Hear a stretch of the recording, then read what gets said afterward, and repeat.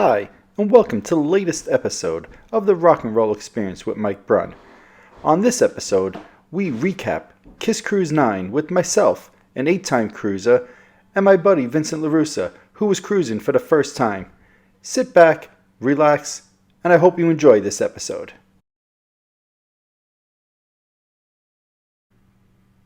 Alright, hey everybody, welcome to the latest episode of the Rock and Roll Experience with Mike Brunn. Today I'm excited, we have my friend Vincent LaRussa with me again today, and we're going to be discussing everything KISS Kruise IX. Hey Vin, how you doing? What's up, Mike? Yeah, so obviously we just got back yesterday from pretty much a week away, and we're still in recovery mode at this point, but we'll try to get through everything related to the KISS Cruise. You know, for anybody watching, for me, this was my 8th cruise. I missed KISS Cruise number 1 because it was the middle of the month in October and I was unable to go with work. But Vin, this was your first KISS Cruise. So before we even jump into all the nitty gritty details and all of that, what'd you think overall of the cruise? Well, you called it recovery. I call it depression. It went by so fast. Absolutely. And you said it was going to. It was definitely more than what I expected. I knew there were going to be performances and such, but I didn't realize all the different activities. I know you had mentioned to me that the band does some activities, Yep. and the days paced out very well, Yep. and it was really cool seeing the band participate in these activities and see that in a kind of a different light. And you can see these guys, even though they are rock gods, but they're human also, and they have sense of humor and it's just I think I really enjoyed that a lot. Just getting that that more of a human feel from them rather than that rock star feel. Absolutely. So I enjoyed that tremendously. But yeah, it definitely exceeded my expectations. And I've gone on cruises before, and it just seems for a couple of $100 more, you're getting to see your favorite band, or in my case, my favorite band of all time, and play 2 shows, and also see a bunch of other great bands. I think it's a bargain, quite honestly. Yeah, so that's interesting. We never really spoke about that while we were away. I'd never been on a cruise before, whereas I think you told me you had been on 2 cruises. How different was this for you on the boat compared to just a standard regular cruise? Well, even on your standard cruise, they have activities and such, but I just felt like by the time you're into, and the cruises I did were like 7 days, Saturday to Saturday. Right. Just for me, I don't gamble, so by day 4, I'm starting to get a little itchy. It's like almost there's only so much you could see on the boat, and it's nice. I love when the boat goes to its destination and you get to go off the boat and stuff like that. But with this, because this is your band, and there's music playing throughout the ship continually, you're hearing all this great KISS music, and you're getting to participate in these activities. And again, like I said, it just added that much more to the cruise experience, in my opinion. It almost makes me not want to do any regular cruises for the rest of my life. So I honestly, I feel spoiled. And what I was actually doing was I was actually looking to see what other type of cruises there are for other bands or other genres. I know there'll be like I don't know, these metal cruises, and they'll have different 80s metal bands and stuff like that. Wow, that might be cool someday to do. Yeah. No, my wife and I have spoke about maybe doing one day like a Monsters of Rock cruise or something like that. I wasn't sure what it was called, but yeah. No, absolutely. I can't imagine for myself ever going on a regular cruise, because having done the KISS Cruise 8 times, I'm like, gee, I think I'd be bored for half the time on a regular cruise. There's that bored word, by the way. Again, I have to slip one in at least every episode. So so that's interesting to kind of hear that was like your perspective as well. And I should just add that I've been trying to get you to go on one of these KISS cruises now for the last 7 or 8 years or something like that. So it's you've been a lifelong KISS fan for 40 years. Like me, you and I at 5-6 years old were singing KISS songs and all of that. So I'm glad that you finally got to experience it after all these years. Yeah, I have no regrets. Yeah, absolutely, absolutely. So we'll go through all the different, like you said, there's tons of stuff, concerts, activities, and all of that. Before we even arrived at the cruise, you and I went to the pre-party. And, we showed up on the Tuesday. The pre-party was 2 days, so we weren't there on the Monday. My fault. But we showed up on the Tuesday, and we were able to see Return of the Comet, and we were able to see Ace Frehley. So I had already seen Return of the Comet once before. I think this was the first time you saw Return of the Comet. What did you think of their show? I thought the show was awesome. Even before the show started, it was kind of cool because we were hanging out in the lobby, and Todd Haworth was just talking to somebody, and It's one of those things as a fan, you don't want to bother people, but you could kind of tell where people are approachable, Yep. and their reputation. So I kind of weaseled my way over there, and he had asked if I could just take a picture with him. He was very, very nice and really cool, and so that was something that I really enjoyed, that experience. And after I took the picture with him, I posted on Facebook. I said, "Hey, it's Todd Howarth of KISS. I'm sorry, of Frehley's Comet, or Return of the Comet." And I made a comment about I was so impressed. I know I'm jumping a little ahead. No, of his vocals, which were tremendous. Absolutely. And as far as I know, he sang everything in the original key. And that's really hard to do as a musician, I know, and just following a lot of bands and knowing and doing covers and knowing that bands drop tune and stuff like that. I was so impressed. And then what even impressed me even more was the fact that, I tagged him in the picture, and, he thanked me, and I became his friend on Facebook. So that really goes to show you what type of guy Todd is, So I thought that was a really cool experience. So right off the bat, I'm like, man, I'm not even on the KISS cruise, and I'm already like. Yep. I think I just lost you, buddy. Oh, are you there?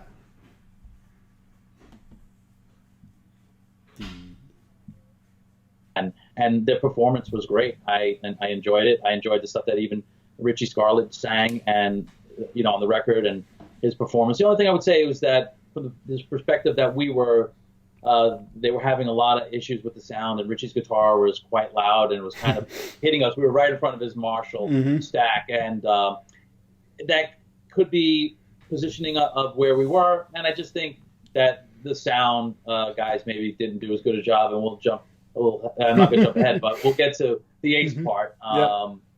But yeah, I thought it was a great show. And I really enjoyed it. And then, of course, Ace comes out and does Rock Soldiers and Breakout, which is Breakout is like my favorite Frehley's Comet song of all time. So yeah, I thoroughly enjoyed it. Absolutely. So it's funny you're talking about the sound issues, because I might have lost you for about 30 seconds while you were chatting there. So if I repeat anything that you just said, just throw your arm up and say, yeah, I said that. But I think the point you're making with to me, the set list for Return of the Comet was great. For me, I love hearing songs like, Give It To Me Anyway, Animal, songs that were on the 85 demo that they never released. I love those songs. I think it's great. But then even hearing some of the Ace deep cuts and like Words Are Not Enough, Into the Night, some of those stuff, to me, that's the Frehley's Comet stuff that I love. And, you just hit the nail on the head. To me, Todd's voice sounds amazing still. I don't know how at, whatever he is, 60 years old, to give or take, sounds like he hasn't missed a beat. So, to me, I've seen them before, but seeing them again just reminded me of that. It's like, damn, he sounds great, You touched on the Richie Scarlett guitar.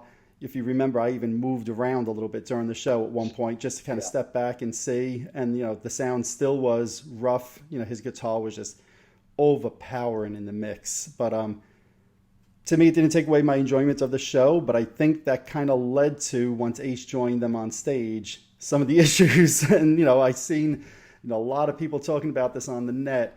What you may not have seen if you weren't there is, Ace came out, like you said, he did Breakout, then he did Rock Soldiers. And from the moment he stepped out, he's like telling the sound guy, lower the sound, raise mine. Right. He's saying, raise mine. And pointed to the monitor. Right. Exactly. Like this, exactly. Yeah. And he keeps saying, raise my volume. Basically, what I think Ace really wanted was probably Richie Scarlett's volume to be lowered. He just didn't realize that, having just joined him on stage.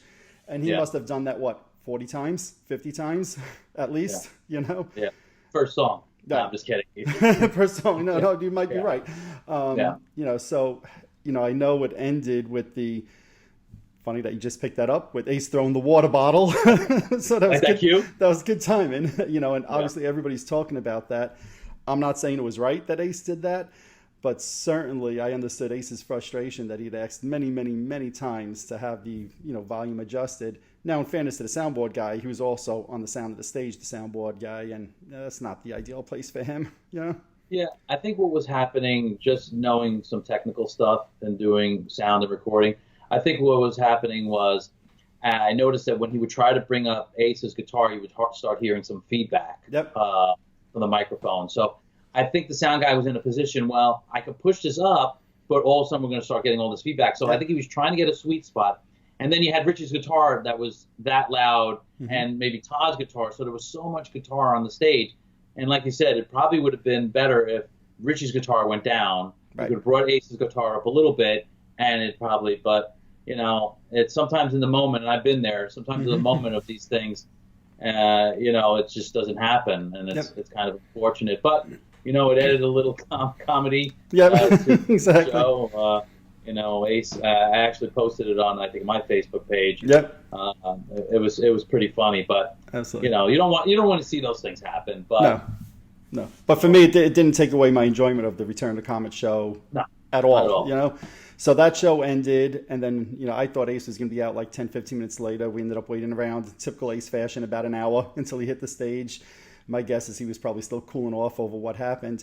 Once he hit the stage, to me, though, the sound was picture perfect. I mean, I thought Ace's band, you know, sound-wise, at least for my ears, maybe you heard something different, but my ears, the sound of his band was it sounded, I'll say, very good. Not perfect, but certainly very, very strong. You know, it sounds like you thought the same thing.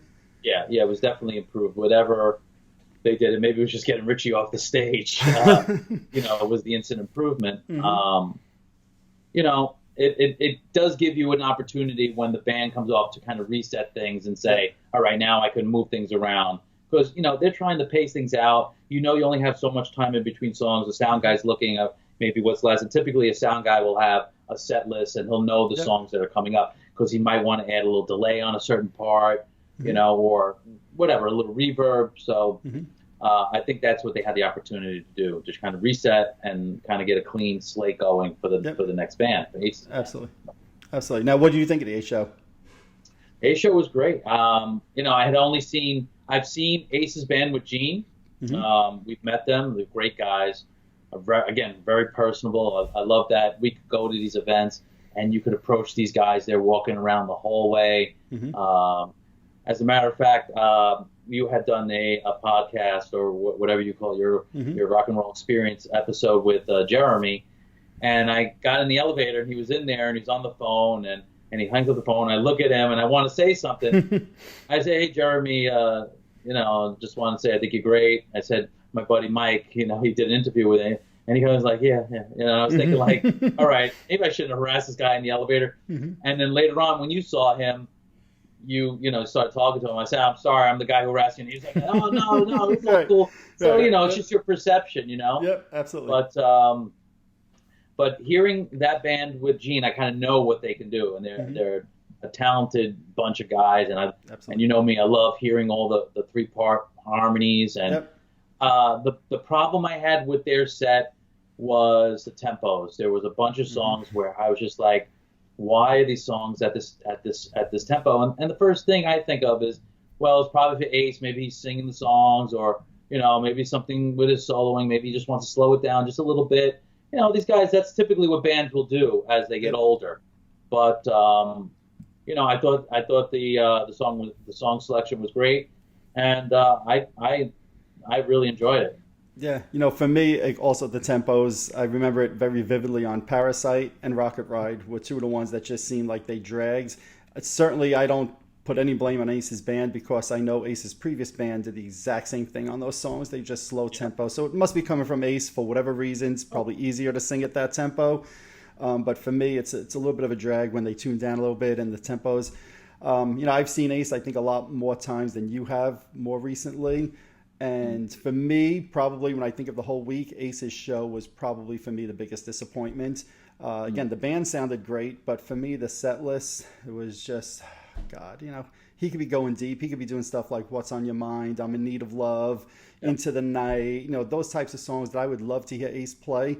And there's no doubt in my mind that if Ace told his band he wanted to play those songs, they'd know them in 10 minutes if they didn't already know them, you know? So, you know, for me, you're at the cruise pre-party, you're with a bunch of diehard fans, you got to go a little. I know he did Watching You and he did She, and that was, you know, those are good songs. I'm not criticizing them at all, but I want to hear the Ace deep cuts, you know? So probably for me, it was a good show. I enjoyed it, but I'm just like, God damn, Ace, could you just go a little bit deeper on this for us? But that was my thoughts. well, you know that they probably have to prod Ace a little bit more to relearn songs. I'm sure the guys, Ace's band, they know all those songs. We heard them do at that convention in New Jersey. We heard them do his entire first solo album, which was awesome. So. And I saw him last year on the cruise do stuff like Two Sides of the Coin and Save Your Love. So they could do that stuff probably with their eyes closed. Yeah, and I just have to correct you on one thing, I believe, and then correct me if I'm wrong. But they did do because I made a comment, but they did do Into the Night. A Return to Comment did it. Yes. Yeah.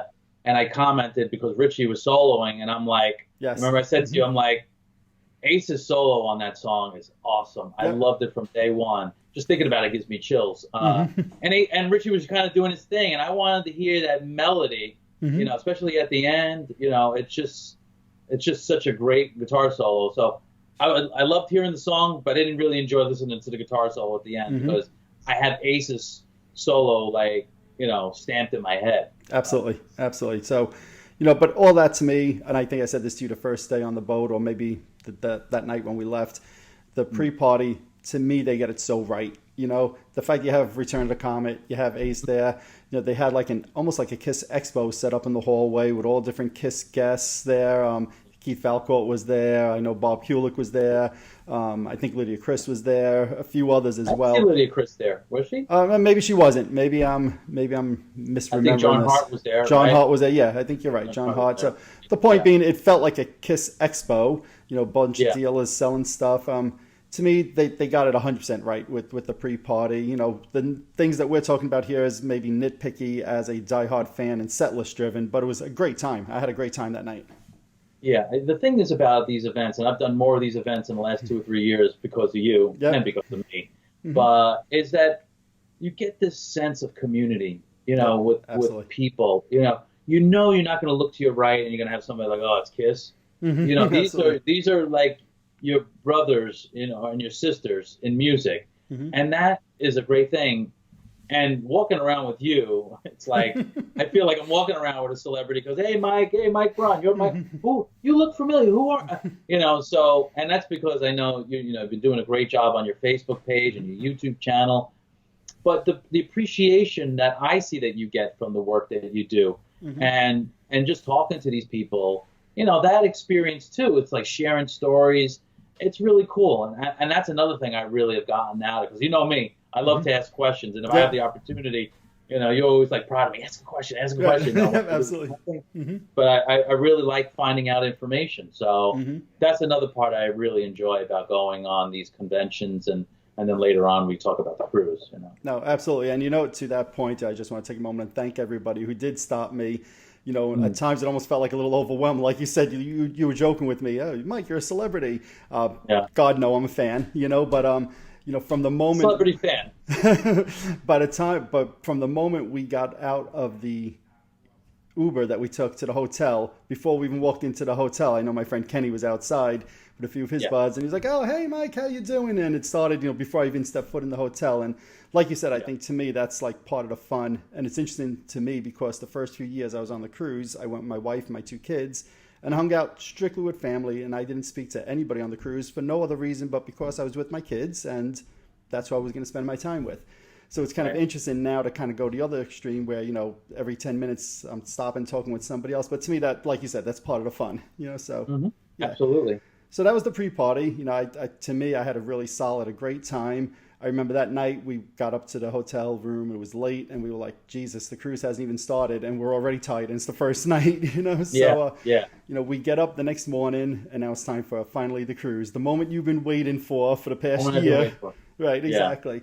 And, we'll talk about the events, I guess, after, because I want to just stay with the concerts a little bit. For me, this year was a little bit different. Usually, KISS does their acoustic show the first day on the boat. As we sail out of the dock, they're performing acoustic. They decided to do it the second day. For me, I've seen them acoustic going back to 95. I did one of those expos. I don't think you did that with me, if I remember right. But no. So this was your first time seeing them acoustic. They performed in the round, which was a unique thing for this year. What did you think of that acoustic show? It was awesome. Again, I hope I don't overuse that word. No, to me on the cruise, you can't overuse that word. No. Well, the first thing I want to do is give you credit, because you made my job easy. I didn't have to navigate, do nothing. You knew all the mechanics of how everything worked. And you're like a machine. You scan the area, you know where to stand, where to sit, where we go into our holding pattern, when we eat, so thank you for making my job easier. I know I was ripping you, me and your daughter were ripping you a bit, but honestly, you really made it like so easy and took the stress out of like if there would be anything stressful, because you're always anticipating this next thing. Well, I don't know if that's a good thing I don't know if that's a good thing or a bad thing. The fact that I would know that detailed. Look, you've gone to how many shows? You've gone to how many conventions? Yep. This was your 7th cruise, right? 8th. See, we did that same time. 8th cruise. You have the experience. You have the knowledge. So it's a good thing. So. Right. So the acoustic show, as you know, I got there 3 hours early because I wanted to have my prime spot. Right? Yeah. It was the day we went to Great Stirrup Cay, so I made you leave early, right? And we went to the acoustic show. But again, what did you think of the show, the acoustic show? I loved it. I know the band wasn't as happy as we were because they weren't getting the proper monitoring, whether it's their monitors or their in-ears. Now, I think what was happening was because the stage was turning, where the wind goes, the sound is going to change. It's going to bounce or reflect off differently. But the thing that I'm a little confused at is if they have in-ear monitors, that shouldn't be affected other than what the microphones are picking up. Right. Okay, because what the microphones are going to still pick up maybe swirling winds and it's going to sound weird and you get these like phase issues. So I know the band wasn't happy, and throughout the whole show, Gene looked displeased and actually, threatened to fire his sound crew. And they were joking. It was really funny. They thought we weren't having a good time as far as the sound, but I mean, honestly, everything sounded great. I loved hearing, the song selection and hearing songs that I know you've done with all those cruises, heard a lot of deep cuts. I haven't heard a lot of deep cuts. Yep. So to hear all those deep cuts, and I know you have the set list and stuff. Yep. It was great. Yeah. And then add to that, how far in did Bruce come in? Let me say, I have the set list here in front of me because I can't have all the stuff memorized. So these are Coming Home, Hard Luck Woman, Plastic Caster, Going Blind, See You Tonight, Love Her All I Can, Hotter Than Hell, Beth, Mainline, which was always a favorite of ours as kids.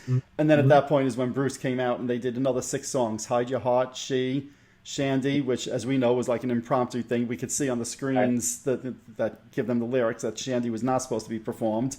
They ended up doing that. A World Without Heroes, Domino, Every Time I Look at You, and Nothing to Lose. So, I mean, that's 7 songs out there with Bruce. Which, typically when you bring somebody out, they're going to come out for 2 or 3 songs. Yep. But, I think we know why Bruce came out that soon. Number one, the band loves Bruce. And I mean, how could you not love Bruce? He seems like the nicest guy. We did meet him, or I met him at the Indie Expo when Paul had his book release. I don't remember, what was that, 2015, I think it was, maybe? Something like that, yeah. 15? Something like that.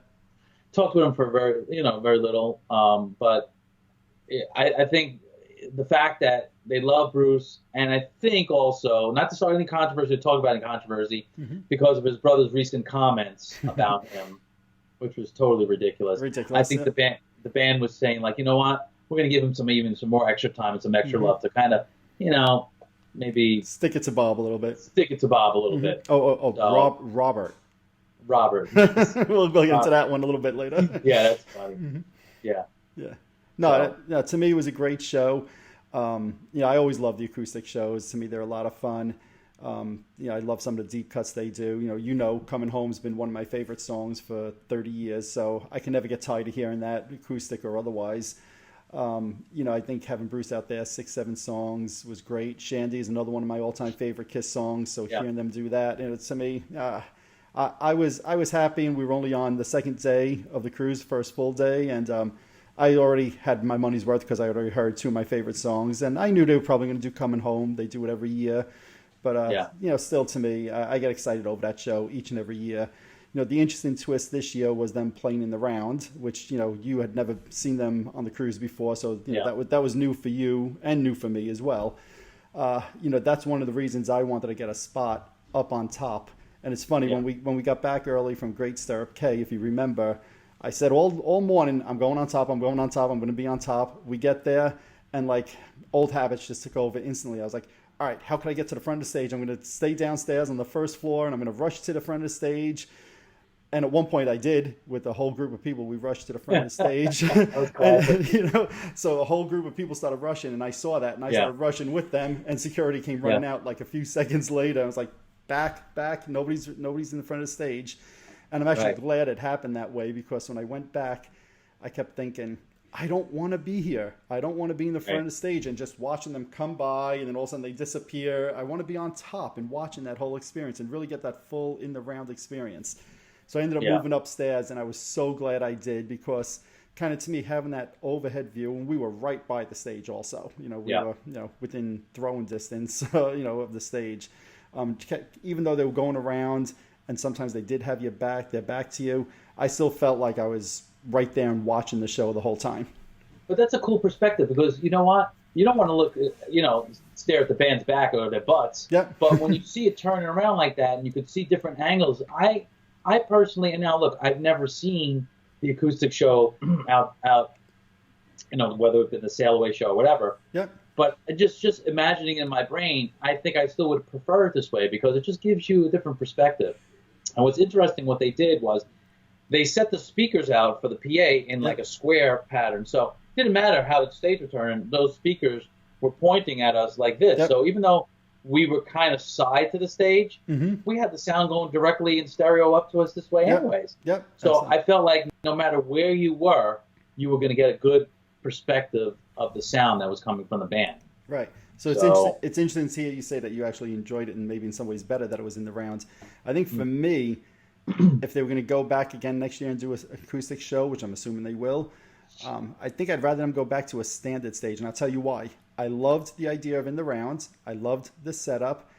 I didn't think KISS performed to a round stage. I don't know how else to say this, right? So when I saw Metallica 2 or 3 years ago, they were performing at the Nassau Coliseum in the round. It was a unique performance for them in the round. But they worked that whole stage. You never felt like you were looking at somebody's behind. They were literally in all four corners, moving around. They were all over the place, right? And they really worked the round stage. And the fact that it was spinning around almost didn't matter, because there was microphones all over the place, and they were zigzagging all over the place all night long. KISS, I felt, performed on the round stage in a standard stage format, if I'm making any type of sense. So they had the drums and the 3 mics in front, and those 3 mics just went around in a circle, and sometimes you were on the side, then you were on the back. Paul and Gene are such great performers, and I wish they would have just worked around stage a little bit and kind of just moved around, had microphones around. I think it would have been an A+ setup that way, but, they performed a certain way for 40 years, and I guess they're just not used to a round stage. Well, I think what's going to wind up happening, they're probably going to go back to the original format. Yep. Either one or two things could happen. They go back to the original format, or everything gets recorded. So the band watches it and figures out, okay, well, maybe we could do, like you say, maybe we could set up the stage so that we are moving around. Yep. But remember, they do the show once a year. Exactly. So when are they going to find the time or they're going to want to put the time in to rehearse something like this? Right. You know what? They knew they were going to be in the round. They set their mic up. They probably figured, all right, there's nothing else we have to do any differently than when we do any other show. Yep. Are they actually going to rehearse this? For whether it's a Sail Away show or whatever, how they did the second day show for next year? I would think they probably are not going to do that. So if I had money on it, I think they're going to go back to the original format.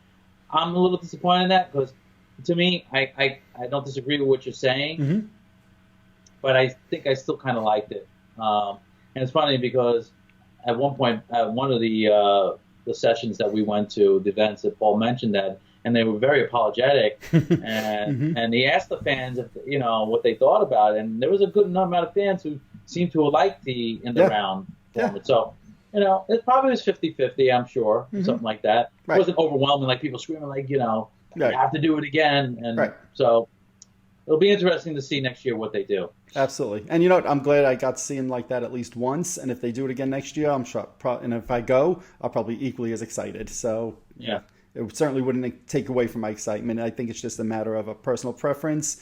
Maybe I'm just more of a traditionalist. Who knows? Well, look, and the bottom line is the songs dictate the performance, in my opinion. Exactly. I don't care if they're hanging upside down. If they're doing, if they're doing a deep cut, right. I'm happy. Right. It's so. Absolutely. So that's the thing for that. The takeaway for me was just hearing those great songs, like you said, "Love Her All I Can" is like, probably in my top 10 favorite Kiss songs, and "Watching You." I think I heard more of "Watching You" this weekend than I ever heard live in my life. It was incredible. Like every band was doing live. I know I'm kind of jumping a little bit, but that was kind of funny. Yeah.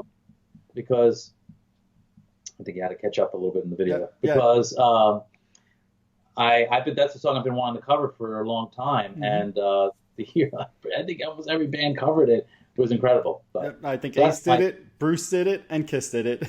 Yeah, Kiss did it twice, right? Kiss did it both nights. They did it both nights. Yep, absolutely. Yeah. Absolutely. So last thing about the acoustic show, then we'll start talking about the electric show. At the end, both Paul and Gene threw guitars out into the crowd. So first I'll mention the Paul one quick because that's an easy one. Kudos to the guy who caught that one because Paul just tossed it out on the couch. One arm, one hand, just caught it by the neck. It was nice and easy. There was no disputing who caught it. It was amazing. Well, he was 7'5", so that helped. Yeah, probably did help. I mean, he had to be very tall because he grabbed that midair. Yep. Yeah, it was incredible. But caught it around the neck, one-handed. Kudos to the guy who caught that. Unfortunately, the Gene one didn't go as smooth, and it never does. Gene's done this before. And I don't know if you saw online today the video of the scrum that took place after Gene tossed the bass out. Did you see that online? I didn't see the video, no. Yeah, so somebody else had posted a video who was right there, and there was like 4 or 5 people who had a hand on it. One of the cruisers actually started headbutting one of the other ones. Yeah. Is that the headbutter? I saw people posting about some guy headbutting people. Yep. I didn't know what Yeah, see. Which is a shame, So from what I heard, security took the bass, and I've heard different things. I've heard the bass went to one of the women who were there, who was the first really to have like most of her hands on it. I've heard security kept the bass. I think Doc McGee was the one that said, "Well, that probably won't be happening again because of what happened," which is a shame. It's a shame that some cruises had to kind of ruin that for future cruises. But saying that, I'm surprised it took this long for something like that to happen. Yeah. But it's you're taking a risk. It's a dangerous thing.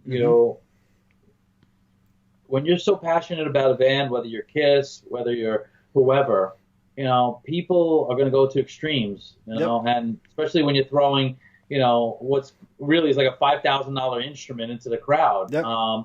People like, I'm going to get a freebie. I want to get my hands on this. Absolutely. And, and there's a whole story behind it. This is the bass that he was playing and threw it into the crowd, and it's footage of it. So it's kind of cool for the person who really wants to get that. Right. But yeah, I mean, it's a shame that these things have to happen. But it kind of didn't surprise me. No, it didn't. And I will just say one thing. I believe they actually switched out the bass before he threw it into the crowd, and I don't think it was one that he was playing on stage. No. So that would be true Gene's passion because of course. he wants to make his money for he sells them that way. Right, so. Exactly. But I could be wrong. But if memory serves me right, while I was watching, I said, but not that it makes a difference. It's still a cool thing. But saying all of this, you and I left that show. I think we went into the buffet after that, and we were nothing but excited. Even though it was my 9th or 10th time seeing them acoustic over the years, and your first. We just sat there. Oh, it was so great they did, Coming Home. Oh, it was so great they did Mainline. Hotter Than Hell sounded really great. She sounded great on acoustic guitars. So, we left being totally excited from that show. Yeah, and the thing is, especially now that we know the band is winding down, they're on the end of the road tour. You got to take in these experiences as being more special than they were 5-10 years ago. Because Absolutely. I know when I'm watching this show, I'm listening to the song and thinking, man, this might be the last time I hear the song. Exactly. I don't know if they might play it again. Yep. I'm trying to enjoy the moment, but I'm also trying to soak it in, And, it's an emotional thing you go through because, I mean, these are your guys, you and I have been, following for many, many years. And, we've invested a lot of our time, energy. I mean, how many conversations have we had over the years? And how much money have we spent? And I don't take any of that back. No, I actually have some regrets. You mentioned the '95 that when they did that what they call it, did they call it the Unplugged tour or something Yeah, like that? it's like something like that. The name's I escaping regret, me.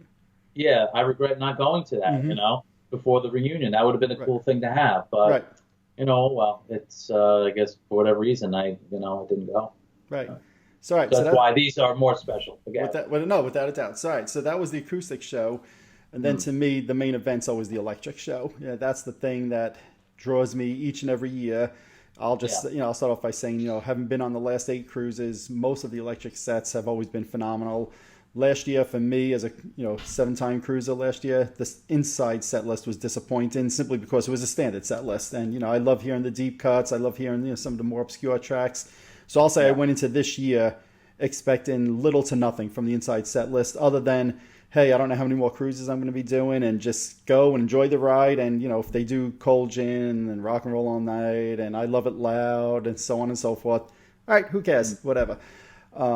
So the first night we were in the atrium, and then we had tickets for the inside show on the second night, and they open yeah, up with "Say Yeah," and we look at each other and we're like, all right, it's not that we don't like the song, but it's a standard song, and we're like, oh, here it comes, the standard set list. And yeah. then the second song starts, Larger Than Life, and I'm instantly like, that's it, I'm good. Yeah, They're going deep here, at least for one song. yeah. What do you think of the atrium, watching in the atrium? What do you think of that? And then, you've heard me for years say the inside show, to me, is one of the best sounds in theaters, whatever you want to say, to hear a live show. What do you think of the atrium show, and then obviously the live show that we went to? Well, I know we talked about this. I was going back and forth. I was like, I don't know if I want to see the Atrium Yep, show. I don't want to spoil it. And you were like, no, don't worry about it. And, so I sat through the Atrium show. It was very hard. It was kind of very blurry. Yep. I forgot what I called it. No D. It wasn't no D. Yeah, Yeah, it you wasn't said- HD. It was no D. Yeah, exactly. And the sound was kind of weird. Although when I moved a little bit closer, the sound was better for me. But, just to jump to being actually in the theater. Yep. Immediately when I got down to my seat, and you did a great job once again, just picking our spot. I'm like, instead of the stage feeling like it's this wide, I felt like the stage was this wide, and I'm just looking. I'm like, all right, Gene's gonna be there. Paul, I'm like, okay, like they're not gonna have as much, So the Absolutely. scale is that much shorter. I knew I wasn't gonna hear any bombs, any fire, and as soon as they came out, and you used to, the curtain and the sip note. Every band has used it ad nauseum. Right. And you wanted the best, you got it, and the curtain drops, and you see fireworks and all stuff. But just to see them like casually walk out, talk to people, it was so bizarre. I had never seen that before, so that was kind of strange, but cool. I enjoyed that. Right. And they start off like you said with "Say Yeah," and I was like songs. But when I heard the sound in that room, I was like, holy crap. I could not believe. Now, this is coming from somebody who recently saw them second row, center, Madison Square Garden. Did you? You never spot. bring that up to me. I'm surprised. You never told me. Yes, I did. So, having that perspective of the stage, but I didn't have the sound that I heard in the theater was unbelievable. Yep. I mean, the mix was perfect. The sound guys got that so right. Yep. And then as they're playing "Say Yeah," I'm like, I like this song more than I thought I did. It Yep. just sounded I remember you saying that to so me that night. Yep. good. Mm-hmm. Because at first I'm like, I'd rather hear like "I Stole Your Love," like Right. my shoe would fly off my foot in excitement. But so they do "Say Yeah," and I'm like, I'm thinking like, and I'm singing along. I'm like, this sounds unbelievable. And then then going into "Larger Than Life," and where does Strutter fall into the set? Was that soon thereafter? Let me see. I have the set list in front of me Check again. your list. So let's see. They had "Say Yeah," "Larger Than Life," and then Strutter right afterwards. Yep. Yeah. Yep. So when they started Strutter, I mean, that is, it's debatable what my favorite KISS song is, but you and I had talked about this, and I think we talked about it when we were talking about the first KISS album.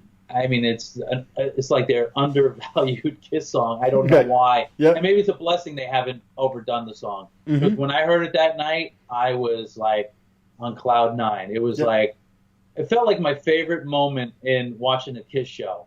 Right. Other than maybe the first night when they did the reunion tour, because I had not seen them with their makeup the first time. Okay, around. right. You know, that feeling when they first came out, and I was like, wow, I got the opportunity to see them with makeup. But Yep. I mean, again, the song sounded great, the tempos were great, you know, the vocals were great. It was just awesome. Yep. And the sound, I can't.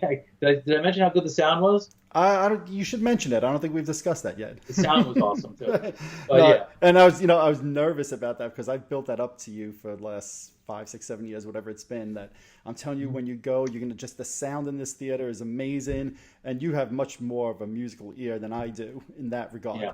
So as we're going in, we're sitting waiting for the show to begin. I'm like, damn, I hope this lives up to the hype. And I kind of felt like I might be setting you up for disappointment because you know, maybe you would have thought, yeah, it sounds good, but it's not as good as you were saying, Mike. And like you said, right. while they were doing Say Yeah, you looked at me and you're like, you know, this is not one of my favorite songs, but damn, I'm digging this. And the crowd is really, you know, the crowd always to me on those indoor shows are really hyped up. And it doesn't matter if they're doing Say Yeah, if they're doing Larger Than Life, or if they're doing Cold Gin, or if they're doing It's My Life. The crowd is amped up for every song. Mm-hmm. You know, and you know, I know you had not experienced previously, and I remember the first time I experienced, like when they do Detroit Rock City, and a lot of people in the theater start singing along to the guitar solo, and to me, that's just again, that's an experience that us as Americans we don't get that when we go to Madison Square Garden or when we go to Nassau Coliseum or whatever it may be. So I remember the first time I did that, I'm like, this is cool. It's cool to just be in the room right now, and I don't care that they're playing Detroit Rock City. This is a really cool experience. Well, it's funny you mentioned that because even when I went to the Madison Square Garden show, I don't know what the capacity is, 19,000. Did you go to the Madison Square Garden show? Sorry. I'm bringing this up for a reason, not to gloat again. No, go ahead. You know that you're watching it amongst people who got free tickets, right? You know, businesses who just give out. You know, I don't know how many of them are true KISS fans, but the excitement that is in that theater, and because the capacity is much smaller, and you know these are rabid KISS fans. This is not your casual. Your casual KISS fan is not going to spend the kind of money to go see the band like this. Yep. That's another thing that made the performance to me that much more special. Yep. You know, you were beside people who everyone got what was going on, and everybody was given 100% into it. You know, absolutely, you know, their attention or whatever else.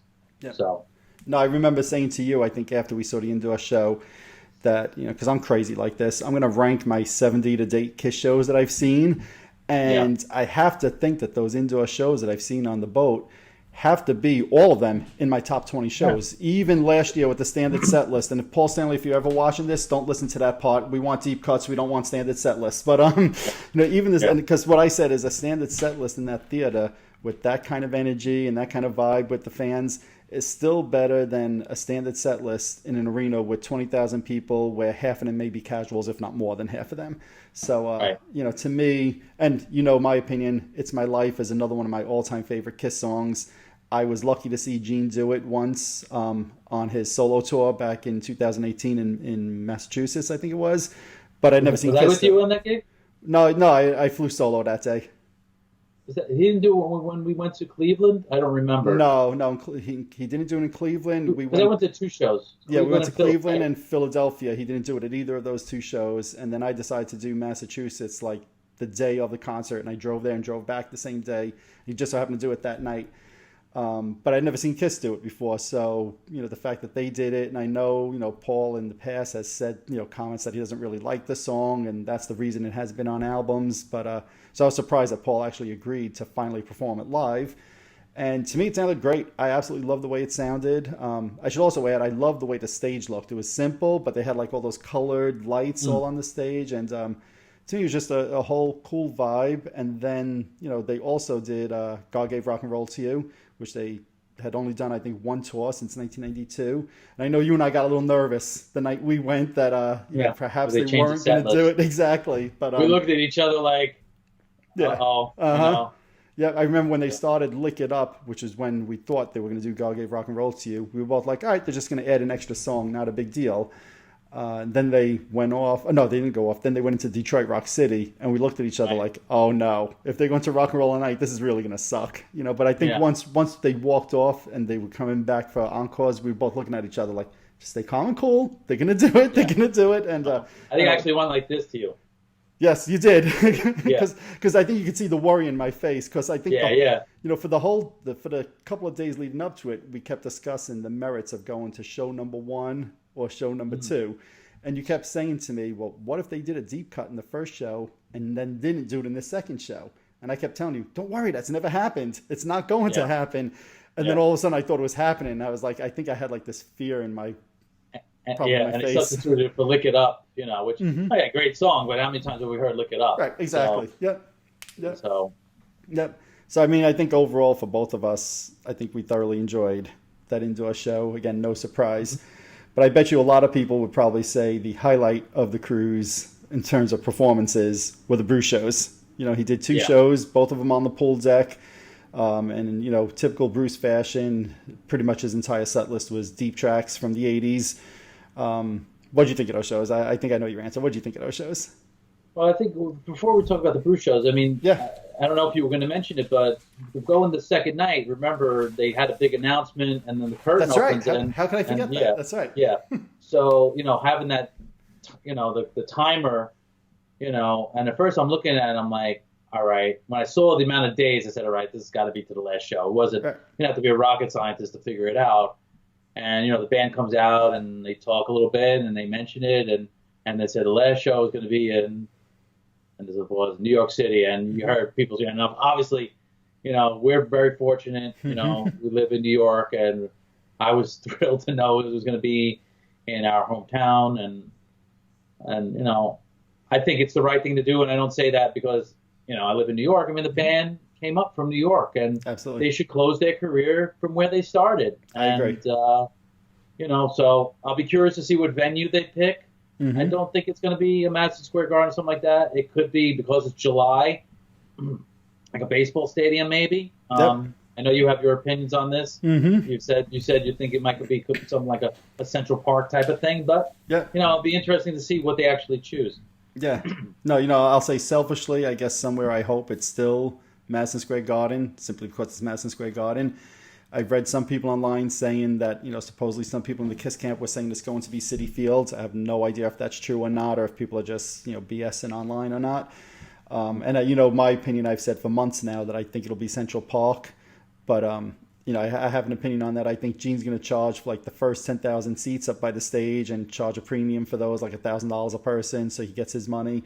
And then everybody else. I think he said Gene is going to. Not Chris. Gene is going to. Not Kiss. That's right. Gene's going to. That's pretty funny, actually. Paul's doing it for charity. That's Eric time to do it for charity. That's right. But Gene, But Gene, no. And then I think everybody else, behind a certain barricade will be let in for free. But it'll be interesting to see, how that goes. And I'm so glad you remembered this part of the show, because all day on the boat, they kept saying there was going to be a special announcement, even from the day before. And there were so many rumors on the boat. At one point, the rumor going around was that, there was going to be 2 KISS cruises next year and one was going to be out of Spain. So that was the rumor I heard for a good 6-8 hours that, that's what was going to happen. Then all of a sudden, the next morning, it started to become, no, they're going to announce the final show. And to me, that started to make sense. I'm like, all right, we're on the boat. They want to announce maybe the final show. When that curtain opened, like you said, there was that clock ticking. But even though I'd heard that rumor, it still wasn't processing for me that that's what they were going to announce. And I think I even turned to you and I said, well, that's too far away to be the next cruise. Like, it still wasn't registering in my mind that was the final show countdown. So for a moment, I was a little bit like confused, almost like what are they going to do? And then it clicked all of a sudden. Like, wait a second, no, this is going to be a final show. So it was an exciting and a sad moment all at once. Yeah, definitely. But all right, so let's talk Bruce's shows now for a little bit. I'm glad you remember that with the announcement. But Bruce's shows, like I started saying before, he went deep.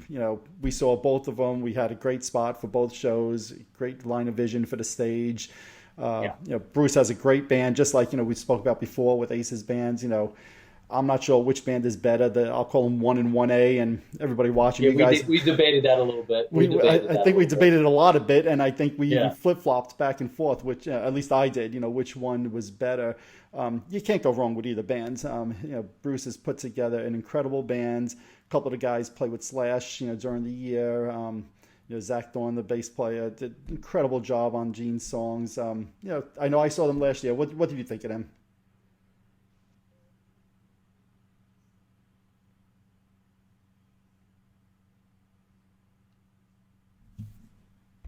Nope. Did I lose you? The last thing I heard you say, the last thing I heard you say was a couple of guys played with Slash.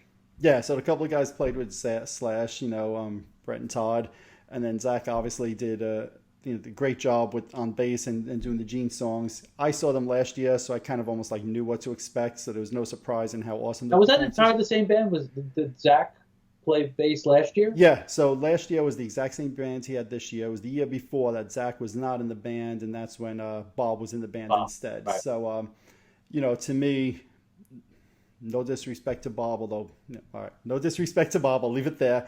I actually like this band better the way it is. I think Zach does an incredible job on the Gene songs. There was sometimes, if I was to close my eyes, I could actually even think it was Gene singing in like that softer, non-demon voice that he would sometimes use in the 80s. I think Zach really nailed it. But, what did you think of those shows? Listen, you hear he's going to do an Animalized block, and you're thinking, all right, I'm thinking about the album. And, for years, you and I would, kind of poke fun at certain songs, maybe weren't the strong songs. And then like part of the medley, and they did some great songs. Then they go into Burn Bitch Burn. Mm-hmm. And for some reason, you hear that song, and for those people who love the song, that's great. But I was never a big fan of that song. I just thought the chorus was kind of weak, mm-hmm. and they're playing it live, and I'm like, this is fucking good. Yep, absolutely. It's amazing where songs that you think are kind of mediocre, when you hear them played live and with a great band. And there were some other songs that were played this weekend, or mm-hmm. not this weekend, during the cruise, that I was like, wow. I was like, this sounds better than I like the song.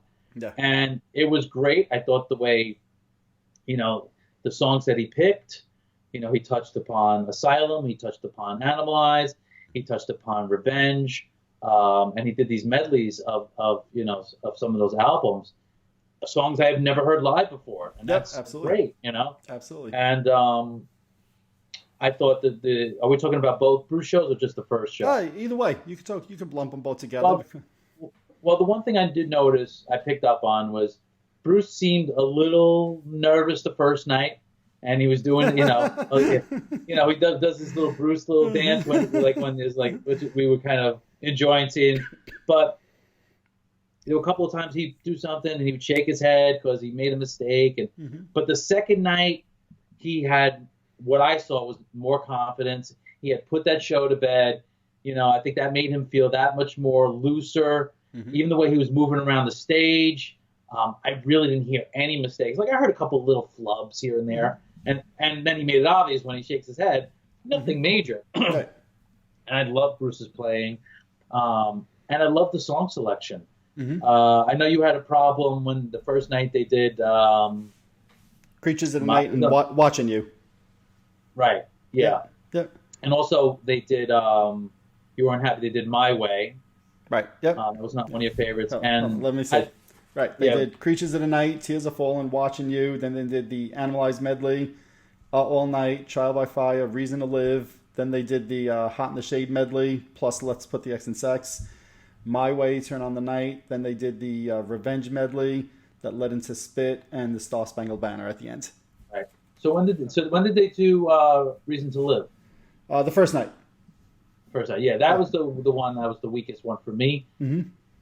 The great thing, and I noticed this about hearing so much KISS over the weekend. The great thing about Paul Stanley, and again, one of the most underrated lead vocalists. I mean, I know in our camp he's great, mm-hmm. but in general, you always hear, Robert Plant, Roger Daltrey, yep. You hear those type of guys. No one ever really lumps Paul Stanley in. Yep, agreed. But if you listen to Paul Stanley's range, when he goes deep in his voice, I mean, he's got a lot of body to his voice. Yep. And then you hear the songs where you're like, and from Crazy Nights, like My mm-hmm. Way, or I'll Fight Hell to Hold You, where he's so high. Mm-hmm. I mean, that's a tremendous range. It is. The thing with Todd, he's got a tremendous voice, but when he tries to do the lower things of Paul, he's kind of got that higher Todd voice. Yep. So I don't think he sold like A Reason to Live as well. Mm-hmm. I just don't think it's in the sweet spot of his voice. Right. That being said, I didn't not enjoy hearing the song because it's something mm-hmm. you never hear. But I just didn't think that was one of the stronger performances. Yeah. You know, when I heard Trial by Fire, I'm like, wow, this song sounds unbelievable. Right. Couldn't believe Absolutely. how good that song sounded. I mean, blew me away. And I'm like, I always thought that was a pretty good, you know, I remember in the 80s, we always thought like, especially mid to late 80s, the Gene songs were kind of like the weaker songs. But I thought the song sounded phenomenal. Yeah. Yeah. No, you know, and to me, and you started to touch on this before, the biggest compliment I could give to Bruce and the band is that there's some songs they perform that on the album I think are below average songs, borderline, maybe even crappy songs, you know, and they made the songs sound like friggin' A-plus songs, you know. So when they were doing that Analyze medley, some of those songs I'm like, Lonely is the Hunter, Burn Bitch Burn. I don't think that they're incredible songs by any stretch, but hearing the way those guys performed them live, I'm like, damn, I got to go back and listen to that album because those songs may just be better than I remember, you know? To me, they did an amazing job. And, you know, you were touching on Todd's voice. And to me, you know, kudos to him singing those songs like My Way up in that range. And it seemed to me like he was effortlessly hitting those notes. And I'm just like, Jesus, how the hell could somebody do that? Yeah. Yeah. And we should also mention, I know I kind of made a little fuss about Zach, the bass. What's his last name? Zach? Thorn? Something like Thorn? Thorn? Yeah. I think Thorn. Thorn. Mm-hmm. So one of the great things about going to see a band like that is when you soak it in all in afterwards. I had the day off today, so I said, let me go on YouTube. Let me go. And I had saw that he posted a video of him doing, of them doing Watching You. It was from a perspective of like up at him. And it sounds great. Right. You should check it out. Oh, yeah, I'll have to check that out. And he doesn't really have a lot of videos on it. I said, let me see what else he's got on YouTube. And there's a video of him playing Spanish Fly. Okay. You know, on guitar. And I was like, holy shit, this guy could play guitar like nobody. He's doing all the hammering things. Oh, wow. Okay. I was like, you know, I'm thinking like, all right, again, you see this guy. And these guys could all switch up. You see how Todd plays bass, plays guitar. A lot of times, and not to put down bass players, I'm a bass player, it's a little easier to go from guitar to bass. Because typically you got two less strings and you're not soloing. Right. But when I saw what this guy as a bass player did, doing an Eddie Van Halen Spanish Fly on acoustic guitar, I was blown away. Right. And then he also had a couple he didn't have that many videos. Another one was just an audio. It was actually an audio of him doing Magic, a song by Pilot. Oh, it's Magic. And him singing that. It's like, it sounded great. And then there was him doing I Stole Your Love, covered from some record compilation from 2015. Okay. So that's the wonderful thing about this. Like, you discover somebody new by seeing them live, and then you go back and say, oh, what else has this guy got? You know, what he's done. And it's good for the artist because these guys aren't as well known, obviously, as the Genes and the Pauls, even the Tommies and the Erics. So, you know, if I knew that he was playing in the band with somebody else, you know, locally, I'd say, maybe I'll check it out. Absolutely. Oh, one other thing. Yeah. I know I'm going on a tangent. No, go ahead. But they're in the lobby. It's Todd, Zach, and some other guy. I forgot his name. And they're singing like midway through of Here Comes the Sun. And you know I'm a huge Beatle fan. And Todd's singing Here Comes the Sun. Now I'm hearing him sing all those songs, those KISS songs, whatever. Now I'm hearing him sing the Beatles and they're doing the harmonies. I was like, whoa. Wow. So it was really cool. You got to check that out. Yeah, no, definitely. I'll check that out. But so look, I loved the first show. Like you said, I would have preferred that they didn't do Watching You. And I know they said, hey, you know, Bruce is doing this because it's on a Live 3. And I get that. To me, I just love so much the fact of when they go into all the Bruce era songs that I could have done without Watching You. Although, I mean, they nailed the performance. And it's an A+ performance. But it's just a personal preference. I would have rather seen that slot, you know, another song from Hot in the Shade or something like that. But yeah, I can understand that. Yeah, but, you know, it's still, it was an excellent show. And I left there fully and thoroughly satisfied. And I think it was topped on the second night, you know, where they opened up with Unholy. So instead of opening up with Creatures of the Night, the second night they opened up with Unholy. They flip-flopped Tears Are Falling with Who Wants to Be Lonely, which, you know, both of them are excellent songs. I guess I just prefer Who Wants to Be Lonely live simply because KISS never played it. No other reason. Yeah. You know, they also did that night. Another one of those mysteries. What was that?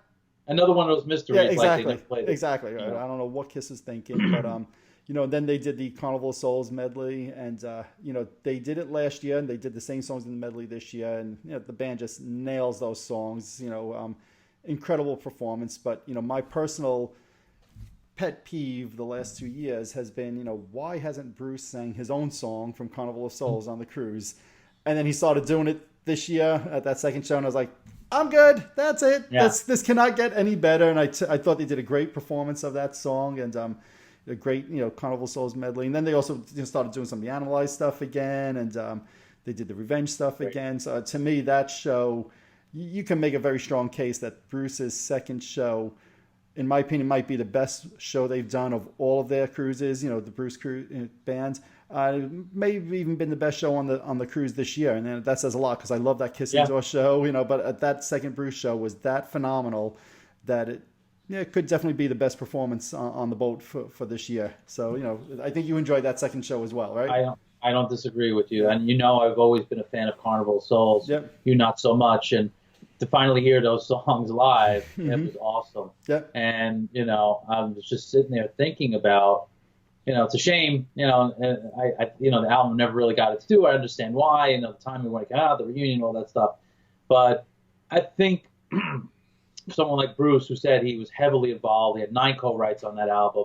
It must have felt really good once again to be finally because when you write these songs, you record them in the studio, you put all this hard work, and then they kind of get buried. Trust me, that's a hard pill to swallow. Yeah, I'm sure. And even if it's what. I can't believe I'm going to say, was it 20 years late, 20-something years later? No, 15. No, it's about 20 years later. 20 years later, yeah. Well, from when it was recorded in 95. Wasn't it around that area? Yep. So it's like 24 years later, which I cannot believe that album was recorded 24 years ago. That's crazy, right? To finally get those songs out there and being heard by people again and getting the reaction. And they're great songs, man. And they're to me like the anti-Kiss songs, and that's why I like them, because lyrically, we got all those sex, love, and all this hate and all this other stuff, and all those innuendo songs. It's kind of from. I know Paul doesn't agree with me, but I kind of like him talking about. I think it's gonna rain. You know what I mean? Right. I think I like the depression of those songs. Right. So I like the sadness, but I get it. I get what the band comes from and what their motto has been, and they kind of. Look at that album was some high point of their career. Absolutely. But I thought the show itself was phenomenal. I'm going to look at the set list again, right? So, Time Traveler, I almost forgot that. So, for me, as a KISS fan and somebody who collected all the demos and the bootlegs all through the 80s, hearing them do Time Traveler, which, if I remember right, was also on the box set that had come out. That's a song. It's not an A+ song, but that's a song for crying out loud. I never in a million years ever dreamt I would hear live, and the fact that they did it and they nailed the performance to me as well. Again, that just to me speaks volumes of the types of songs and the sets that Bruce and his band's putting together. They definitely know what the fans want on that boat. No ifs, ands, or buts about it. Absolutely. Yep. So, all right. Anything else on any of the concerts before we talk a little bit about maybe some of the events that took place on the boat? You mean the Kiss-related concerts? Yeah, any of it, Kiss or Bruce or any of those. Not the non-Kiss. Okay. No, I think I covered everything I wanted to say about that. Awesome. So I think one of the other things that people talk about online, maybe when they haven't been on the cruise, some people find the events a little bit cheesy. I've seen comments today, a lot of comments about the Paul Stanley bedtime stories thing, and people just, I'll say, not getting it, in my opinion. But throughout the course of the 5 days on the boat, there's all different events with each of the band members. I guess overall, before we talk about some of the specifics, what did you think of those types of events? Did you find them a little bit cheesy? Did you find them enjoyable? A little bit of both? What did you think of them? Again, never having this experience on a cruise. Getting to participate, even though I wasn't the ones on the stage, because I know you could enter to get to actually be on the stage and participate with the band. I enjoyed it. I thought it was great because you get to see the human side of these guys, and they have a sense of humor and they joke around. They're funny. They're funny guys, all of them. It doesn't matter which one. And whether it's Tommy doing his name that solo, and then him getting excited and he starts playing something else, and he's smiling and he's getting, this response from the fans and people get into it. It's great to see him get that, because look, we both know that Tommy's gotten a lot of, heat. He's wearing Ace's makeup, and Ace is a god. Sometimes I feel like Ace is a bigger god than Gene and Paul. That's why people love Ace. You can't do this. And I know we both had reservations when they first made the announcement you know. But, look, to me, it's earned. It's earned what he has achieved with this band. This isn't a guy who just, oh, we found some guy, he can play guitar, we're going to audition him, and, oh, yeah, he could wear the suit, the makeup looks good on him, all right, we'll put him in the band. This guy worked for the band many years. He was in a KISS tribute band in the 80s. Was Cole Jen, was the name of it, I think? Yep. Yeah. So, again, I thought to see, and we know Eric's a funny guy, and he can't keep quiet, and just so to see that side of whether Gene doing his little dance when he goes onto the stage, all these little things are just, it really, I don't know. I feel like it brings you closer to them. No, I agree. And it's one of the things we were talking about, I think, on the ship before the Q&A started on the first day is, the questions that are asked on the Q&A are very standard. I think they're pre-screened by KISS or by Sixth Man beforehand. So you're not going to get any crazy type of questions. And I don't expect that on a boat like this anyway.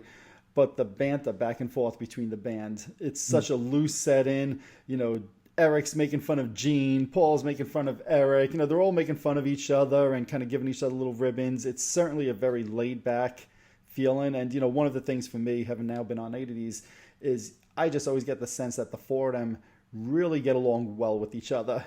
As much as I love the original lineup, and I'd be excited if Ace and Peter were back on stage for a few songs or whatever.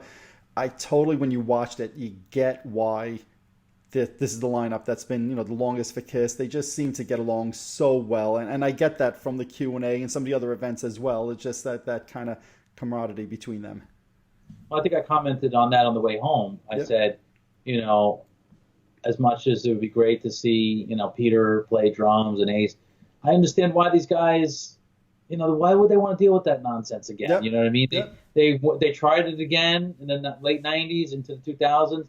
And from all accounts, it was nothing but headaches. And you could see, I'm not going to say there's no disagreements, and I think Paul alluded to, how he has his own room because everyone's so loud in the other room. But the way they get along, you don't have to worry about people showing up late or doing this or all the nonsense and all this other stuff. So what you're saying, it's you could see how this band, and when Paul has said he feels like this is the best band he's played with, I think he's not just talking about musically, and they always will say, we're never going to take away what those other two guys did because we would not be here if it wasn't for Ace and Peter.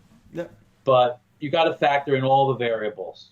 This is a family. It's hard enough to get along with one person if you're married or you're dating.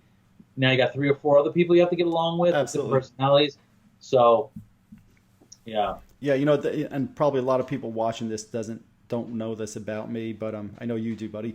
When Tommy first put on the Ace makeup, or the Spaceman makeup, I should say, this, I kind of tuned out from KISS for a year or two, and I was against it, and did not like the idea, and just kind of figured I was going to probably, in my mind, I'll call it the Eddie Trunk approach, and just say, all right, I'm good, I'm out. But, somewhere along the way, I said, KISS has always been about the songs and about the music for me, and I gave it a shot. And look, I'll be the first to say, Tommy has won me over to the point that, on the boat, you said it before, the Name That Tune with Tommy Thayer was probably my favorite event of any of the band members on the boat. I thought that was, to me, so exciting. He's just so laid back, and you just see he's having fun. And, he was a fan himself, and he appreciates what we like, and he knows what the fans like.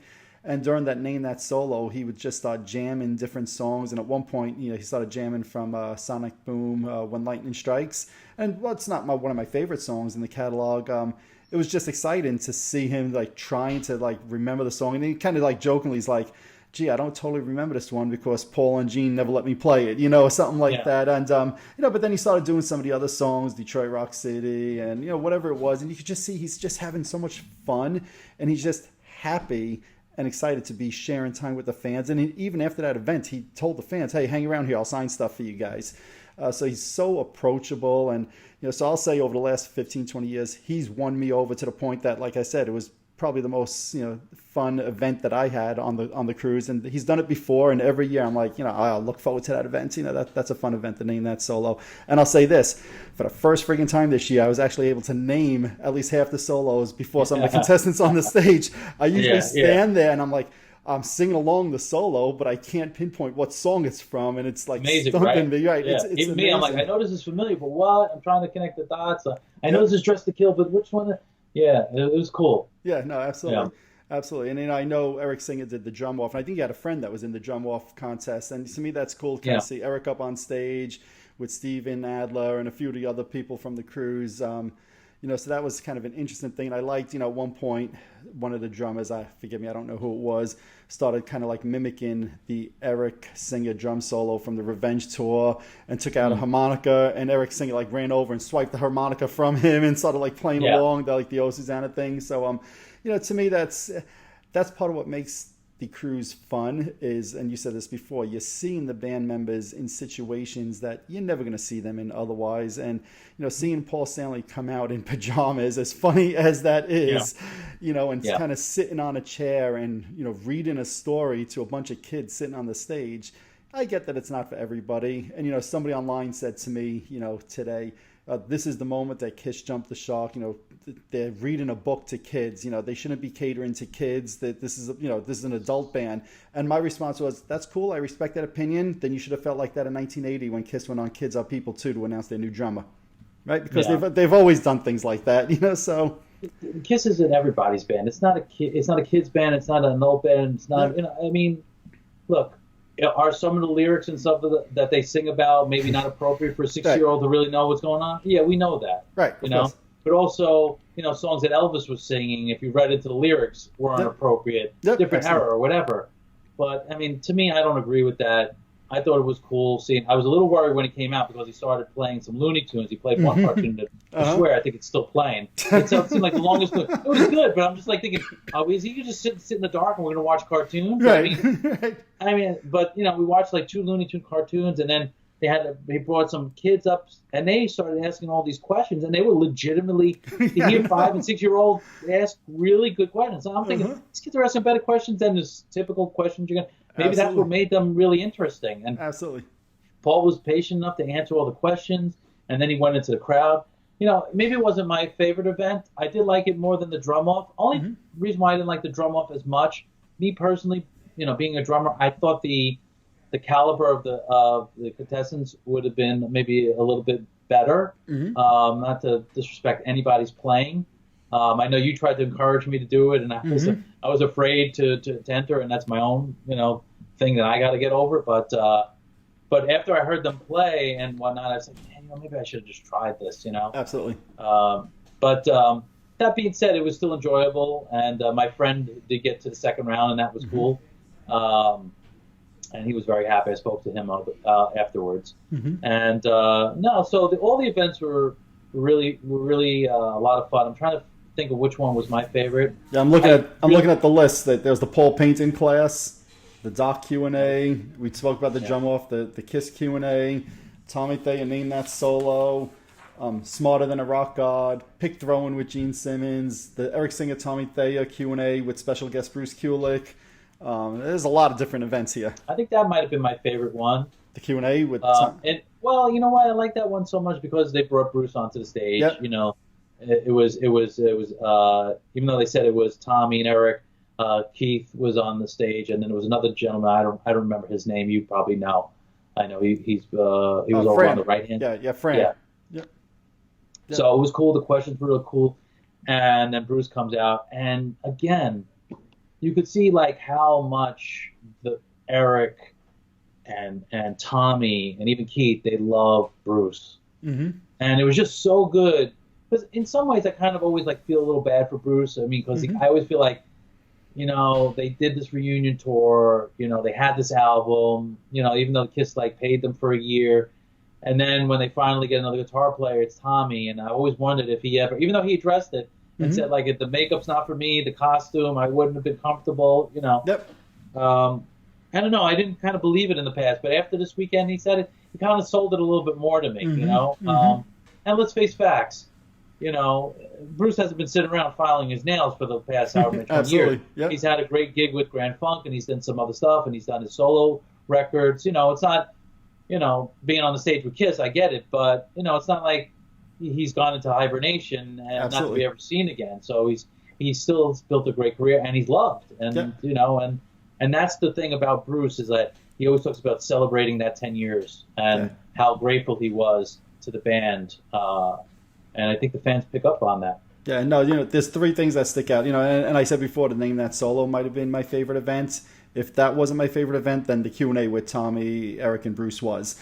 They're both like 1 and 1A for me. Three things stick out with me on the Q&A.